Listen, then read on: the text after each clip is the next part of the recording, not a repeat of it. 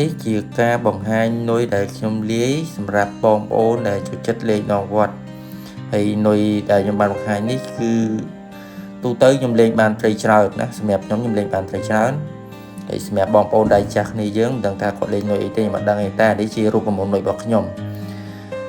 ដូចជានុយពណ៌ខៀវនេះបងប្អូនឃើញជាក់ស្ដែងនុយពណ៌ខៀវនេះសម្រាប់នុយកញ្ចប់ពណ៌ខៀវនេះខ្ញុំលាយ 30%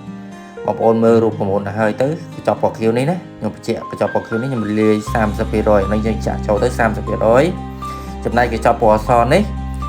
អានេះចំណុយឆ្អឹងត្រីពណ៌ខ្មៅយើងលាយ 50% ណាបងប្អូន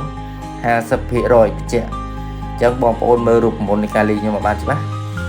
ហើយចំពោះកញ្ចប់ទៀតនេះកញ្ចប់លេខ2ណាបងប្អូនលេខ2ដែលមានរូបទង់ជោគនេះអានេះក្លិនឆ្អាបណាបងប្អូនក្លិនឆ្អាប